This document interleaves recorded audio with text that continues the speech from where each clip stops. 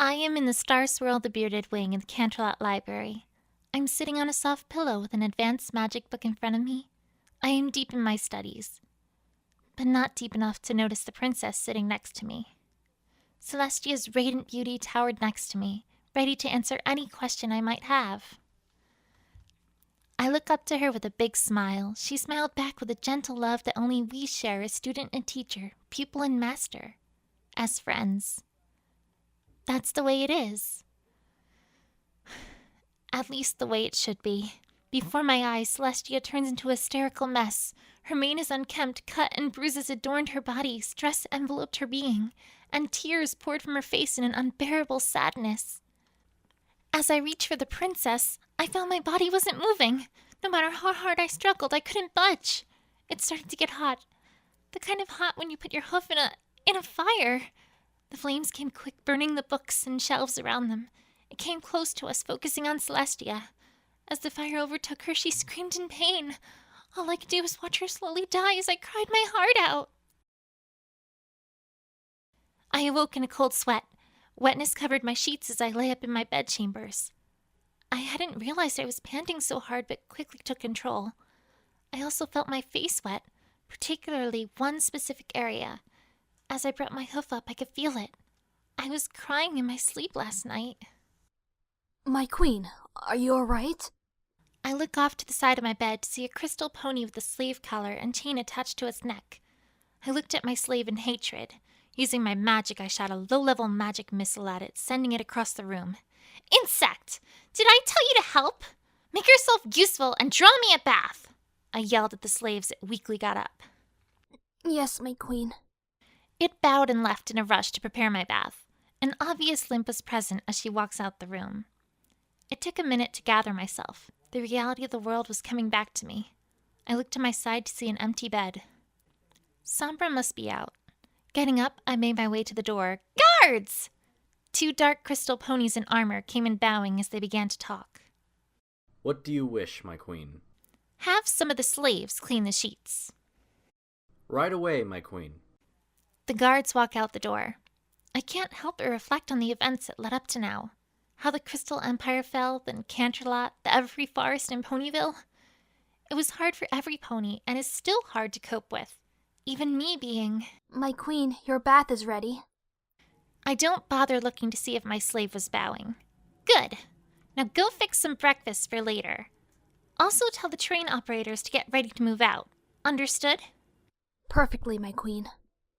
I heard her leave through the door. I make my way to the bath in the next room while thinking about my slave. She is a good slave. She carries out my orders without question, and when I ask, advises me on what the others could use. Even with the abuse I put on them, they still say they have a better life with me around. I don't mind helping them too much. I might have been corrupted by dark magic, but I still have a lot of what still makes me, me. I look into the mirror of the bathroom before getting in. My once light purple eyes were replaced with red pupils, green irises, and purple shades of dark magic coming outwards. My mane is slightly messy, but that's about it as far as appearance goes. Inside, I feel like a pony that was heavily broken after being tortured for months and dipped in fondue. A bath was needed. I dip a hoof in the water. The temperature is perfect. Getting in the luxurious crystal tub, I use my magic to pick up a scrub brush, some soap, an empty parchment, quill, and ink. As I start soaping up to get clean, I start writing my letter. Dear Princess Celestia, this is not a letter from Sombra, nor is this a formal letter. I am writing this today because I miss you and the girls. So much so that I decided to come visit you. I will be arriving by train at about 1 in the afternoon. Do not worry about breaking the treaty. It is completely legal for me to visit you. Just know I cannot reveal any information on Sombra or our empire. I look forward to my visit. With great love and respect, Queen Twilight Sparkle. With that, I roll up the letter and burn it with my magic. It took a day or two, but I was able to learn the spell Celestia uses to send scrolls through to Spike. I made sure to finish my bath quickly so I could meet up with the others for the summit. It was stupid. Just the most elite of Sombra's alliance holding a meeting to talk about nothing. Nothing to me, anyway. After rinsing myself off, I step out, grabbing a towel with my magic, and dry it off. Next was the mirror. I didn't take care of myself as much as before, just some brushing and maybe some perfume if the occasion called for it. Now was a little different. I did all that as well as one more thing, adding some dark purple lipstick. Seeing my look in order, I walk out to the main room looking for my... there they are. I levitate my black hoof shoes over, putting them on as well as levitating over my crown. It was the same element of harmony crown, but I had the gold banding painted black. It matched my new look, a look Sombra loved all too much. It was time to make my way out the door and to the council room. Every guard bows as I walk by. It felt empowering, slightly weird, but great nonetheless. The tapping of my hoofs against the ground was the signal for all that I was getting close as to pay my respect. I turned the final corner to get to my destination. At the entrance of the large double doors are two dark crystal guards and my crystal slave with a small wheeled tray that had a plate with a round cover on top. Must be my breakfast. As I approached, the guards opened the door. Inside was an oval-like table surrounded by the Crystal Empire's finest. As they saw me, they all turned and bowed as I entered. Only two were left standing. My eyes meet the second queen in the alliance, Chrysalis. She gave me a slight head bow, as did I for her. Then I saw him. The one that made my skin crawl, made me vomit on the spot, made me glare in hate, turn from light to dark, gag in disgust, blush bright red, want to choke until dead, and scream in pleasure. Sombra, king of the Crystal Empire. He tapped the cushion next to him. I stared daggers at him for a second as a shiver ran through my spine. Rise. The Empire's elite rose at my command, turning back to the table as they got up. I made my way to my king, thinking about how I truly feel about him. He makes me feel like a real mare every night. Like a real gentle colt, he is nice to me, treats me well, and values my opinion. He taught me everything I know about dark magic, how vast and powerful it can be. Whatever it is about him, it makes me... well, let him do things to me at night is an understatement. I haven't narrowed it down yet. His power, the way he presents himself, the sheer amount of confidence, how fair he can be in a deal, being very well endowed, or just his natural good looks. Again, I haven't narrowed down the long list just yet. I take my seat next to him, inching slightly closer. Our bodies hiding the fact our tails were wrapping around each other. My slave sets the plate down in front of me, taking the lid off as she moves away. An apple, orange juice, eggs, and some steak. It was pony from the smell. That's right. We recently had a slave executed. It was good protein and energy for the dark magic I was using on a daily basis. Not only that, but it tasted so good. Now that we are all here, we can begin. First order of business, the slave camp. General, how is it faring? Terrible, sir. The slaves are as spoiled as ever. I believe we had more productive workers 1,000 years ago. It's all because of those luxuries they're getting. The dark pony general looks at me. I didn't have to look up from my meal to know that. My king, I ask, not bothering to look up. You still have the records of the past if I'm not mistaken. How much have the slaves' work ethic and productivity gone up since I came in? It's about 25% more, and rises steadily every day.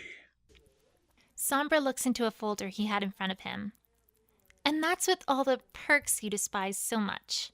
This time I look at the general. 8-hour shift changes, a building with bunk beds, healthier food, and bathroom facilities were added to boost the workforce. By the look of this, it seems to have worked. So if you want to waste more of my time, please do. I want to make the day more interesting. They all went silent as they look away at the same time.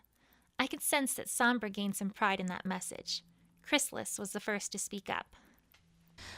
My, how you have grown. I'm sure your king is proud to see his work come to life. I ignored that, not wanting to say something disrespectful. I learned early on about the complexities of politics from the princess. Now it was more hooves on.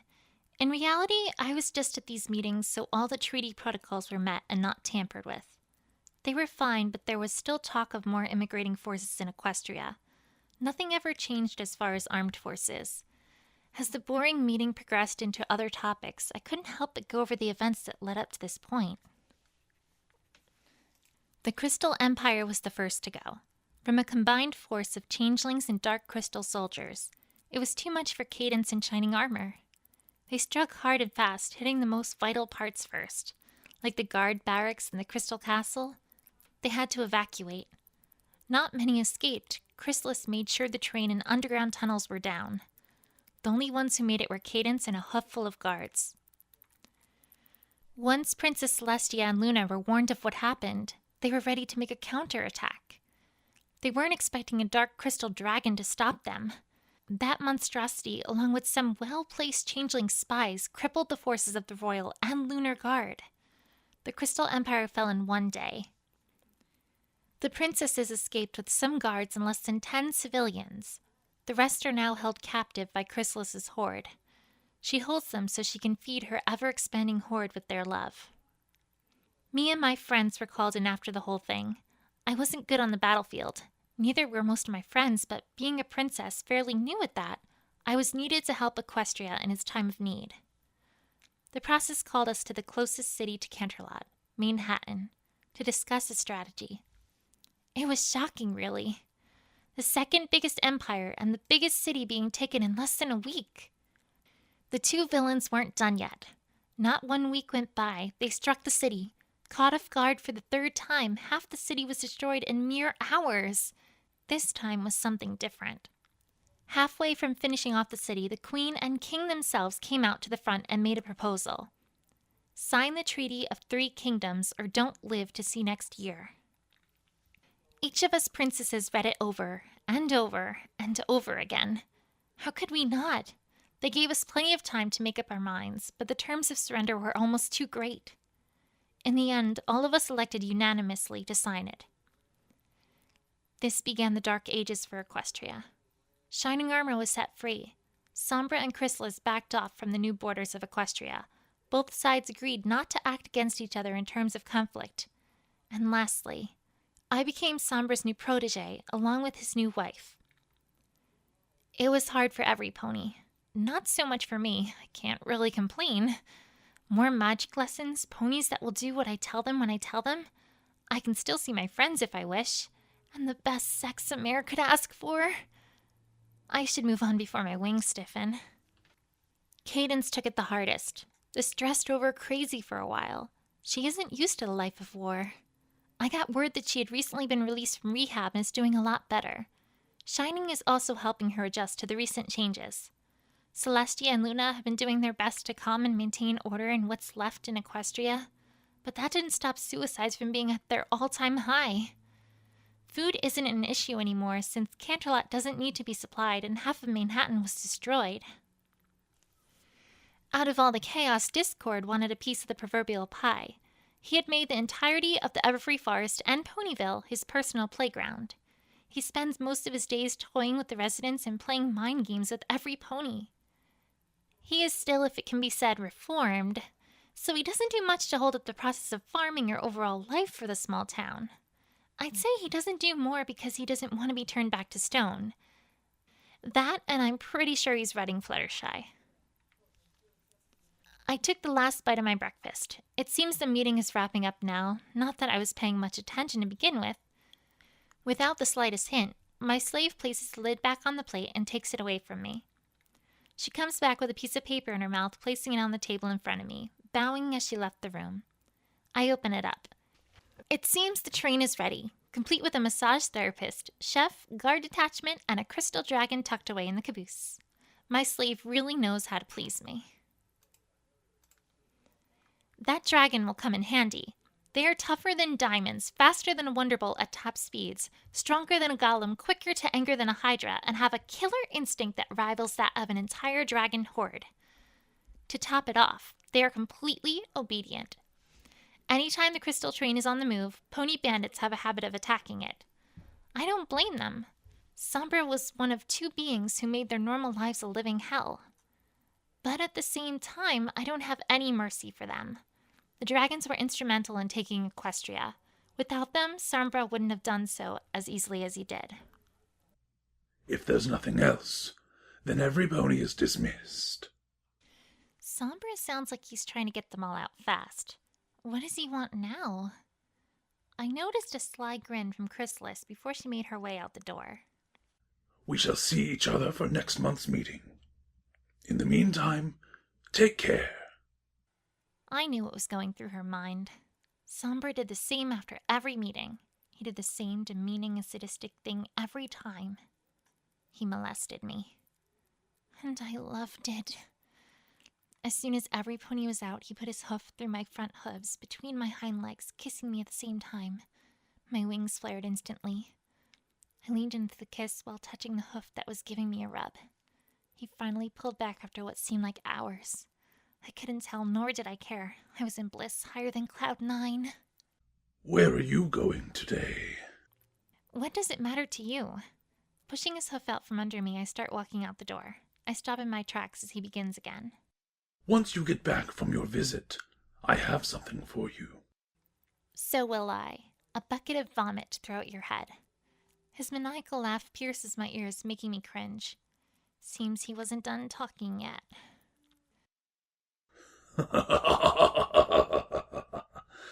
Before you leave, pass by the camp.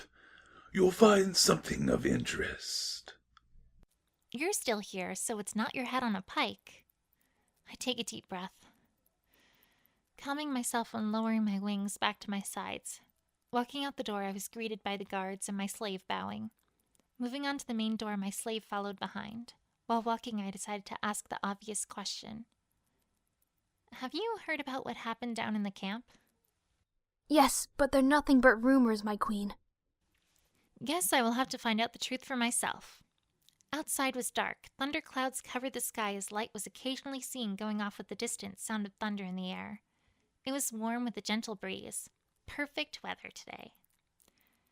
I make my way to the camp. It was a large fenced-in area complete with several barracks, a bathroom facility, and a mine where hundreds of crystal ponies were hard at work. By the time of day, they must have just changed shifts. Once in, I walk up to the nearest guard I see, who bows to me.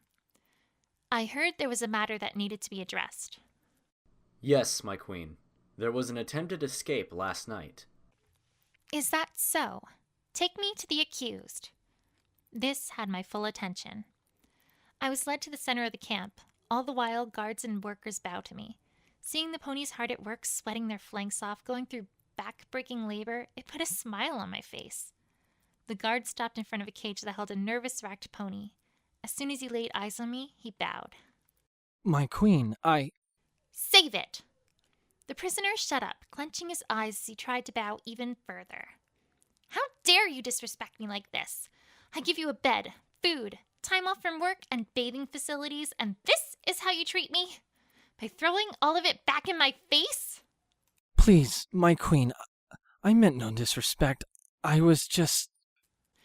I used my magic to grip his throat so hard he couldn't even make a sound, but not enough to snap it as I lifted him off the ground. You need to be taught a lesson in manners. Not just you, but all of the slaves here.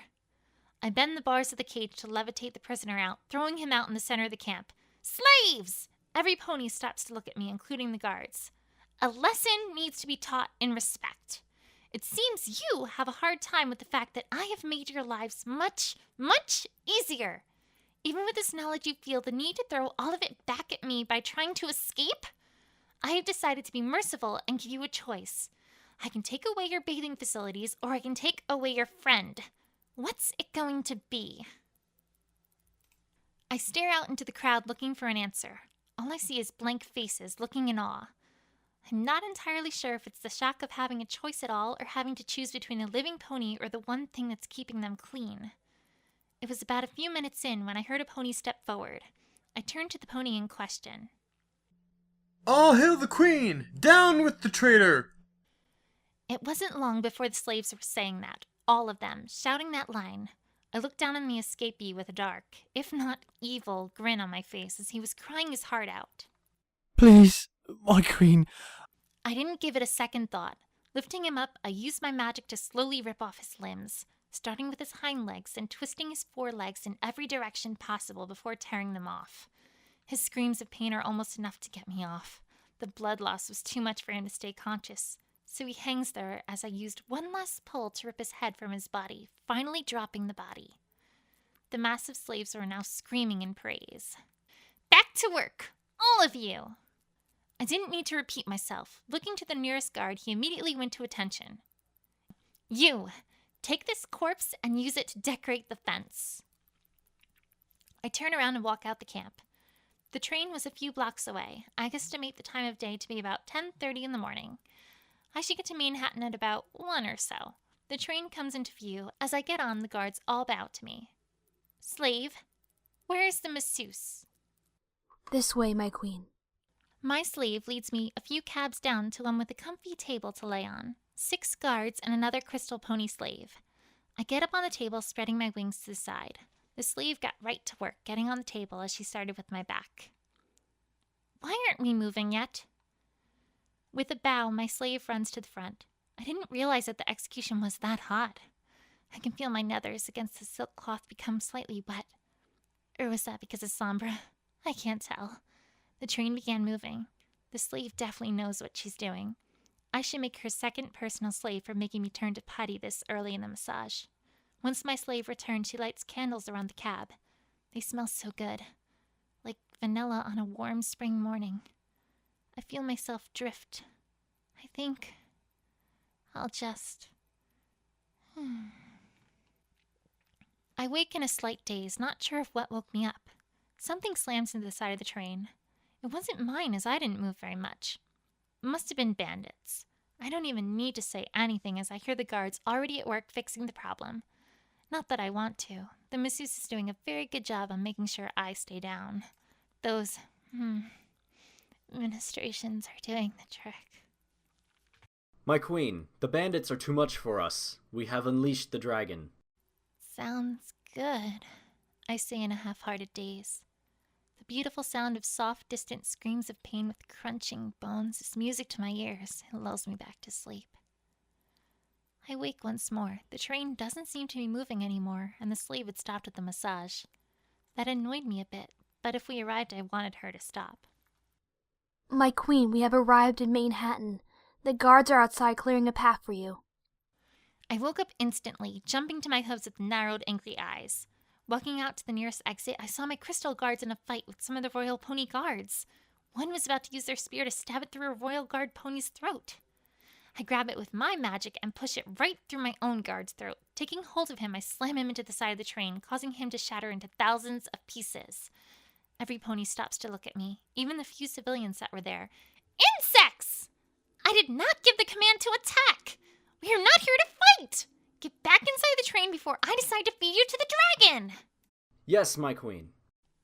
They sound off all at once, running inside. I take a second to look at the damage that was done. Some royal guards have been scuffed up a bit, but nothing to cry about. Then I saw the worst possible thing I could have ever laid eyes on. It sent a chill down my spine and ran my blood cold. Princess Celestia had a black eye. Princess! The guards tried to stop my advances, but I just pushed them aside. Getting close to my longtime mentor, I used a quick healing spell that works wonders right away. In seconds, her face was back to being the beautiful image it once was. The guards stood down as they saw what I did. Celestia herself looked slightly stunned. That was a terrible entrance. Let me try it again. I walk back to the train entrance, turning back to look at the princess, bowing as I start the greeting. I, Queen Twilight Sparkle, am happy you could have me over, princess. Glad you could make it, Queen Twilight. She bows along with me. I was silent at first, but soon I couldn't hold it in anymore. I start laughing about the whole situation. Somehow it was just funny. Celestia herself joins me, with a laugh of her own. Still giggling slightly, I start talking. Yep, that still sounds weird. What do you say, princess? Want to get out of here? I would like nothing better, Twilight. We start to walk off, but I remember one little detail. Turning around, I see my slave in the train doorway. I motion for her to come. She does so without hesitation. In seconds, me and the princess are laughing about the good old times. How Ursa minors were the biggest threat to Equestria, and we sometimes pulled pranks on the royal guards. It always made me smile when I saw their reactions. Walking alongside the streets of Manhattan, I'm aware that all the other ponies stare at me with confusion and fear. Some of them go as far as to run inside and hide. I didn't care about them. Not anymore. I just wanted to see my friends. I haven't seen them in months, and I just couldn't wait any longer. We came into view of the newly built command center. It was constructed not long after the treaty was signed, so the princesses would have a place to work. It's more or less a multi-functioning war room with many different sectors. I was led through the interior by Celestia. Traveling in and out of hallways made this place feel like a maze. I'm surprised she can even navigate in... I think that was the same room we passed by not 2 minutes ago. Anyway, we came to the room I was waiting for. It was a sort of lounge plus meeting room with a large sitting area complete with couches, a self-serve drink station, and tons of pillows. I didn't care about any of that now because there was one thing that really stole my attention. All of my friends were sitting down in the center, staring back at me. I think I began to cry. They all tackled me to the ground in a desperate attempt to smother me with affection. Well, all my Ponyville friends did. Spike, Luna, Cadance, and Shining Armor stayed up before I was able to stand. I nuzzled each of them once I was done with my friend Deathpile. We sat down about to start talking when Jem sets drinks in front of us all.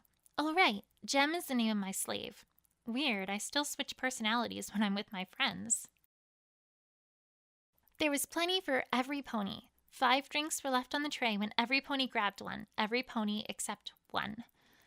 I levitate a drink over to Jem, offering a light smile. She bows in response. I might have gone off on her if she didn't. Once we had left Equestria, of course. No matter where I was always a little power hungry. My friends had gotten used to seeing some crystal ponies bow to me. What they haven't seen is the way I treat them in the Empire. They might not look at me the same. I might not want them to see me.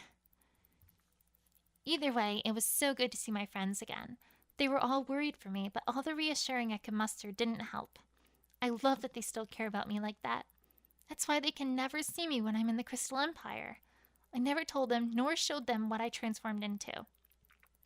They might hate me for it. Every time I think of what they would do if they saw me like that, it makes my stomach turn. I don't want to think about it now. It was time for my friends to say their farewells. They had to take the train back to Ponyville, which was a lot slower than my crystal train. I waved goodbye as they shut the door to the lounge room. It was me, Celestia, Luna, Cadance, and Shining. Now that they're gone, what is the real reason you came here? Going to the point, aren't you, Tia? Twilight, I know you came here for a different reason than to say hi. The last time you stopped by was because the Griffins were invading us. Even then, you barely stayed a day before leaving. Can't say you're wrong. It's about you this time. No pony else. Just you. What about our sister? I had a dream about you. We were together like before in the Canterlot Library. Then everything started to burn. I saw you on fire along with everything around me and I couldn't do anything to help you. I said it as if it was just another sentence. The ponies before me had an expression of confusion and shock. Luna. Celestia only needed to say one word to ask a question worth 1,000. If I understand it right, Sombra will be coming after us. But why? We're holding up our side of the treaty. Why would he attack us? Shining can ask the most obvious of questions sometimes. I don't have an answer for you. He hasn't said anything on that subject. I couldn't even recall anything from the meeting, not that I was paying much attention to begin with. Thank you for bringing this to us, Twilight. Sure, but it's about time for me to go. I stood up, then give a bow. I hope to see you again soon. I walk towards the door. Jem opens it. Twilight! Cadance calls out to me. I turn to see her one last time before I leave. Don't worry. If anything does happen, I'll be here to protect all of you. What about the ponies of Equestria? I'm afraid it's too late for them. I was back on the train getting my blissful massage. My dinner was almost ready. Hay burger, fries, lemon water, and more steak. I was really getting used to the steak. How could I blame myself? How was I supposed to know ponies tasted so good?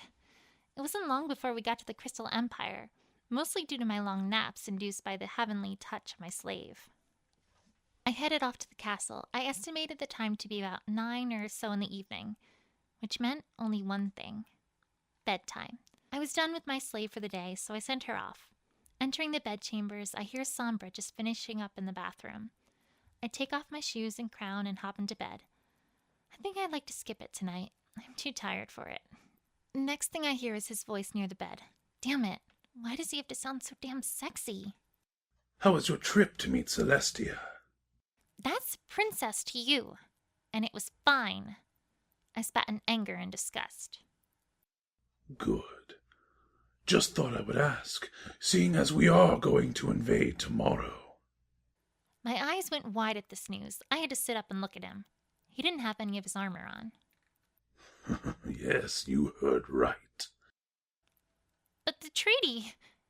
They didn't do anything. On the contrary, today is the 1-year anniversary of the treaty, and they haven't disbanded the Royal Guard.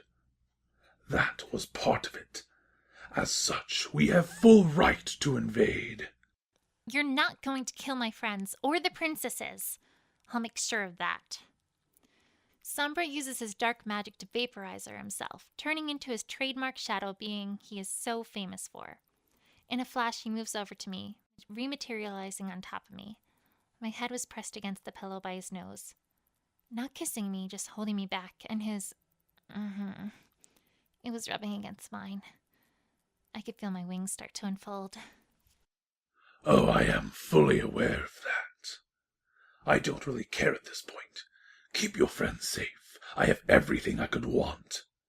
My empire, a beautiful queen, and Equestria at its knees. Everything else is just icing on the cake. He starts lowering himself onto me. As he does, his member makes his way in me. Why does he have to feel so good? I wrapped my legs and wings around him as he bottomed out. Equestria will burn. Somehow, that whisper turned me on even more. Everything around me fades to bliss, but there is one thing I can't help thinking. I think about it so hard that I have to say it out loud, and it both chills me to the bone and makes me hot at the same time. I look Sombra right in the eyes. I love you.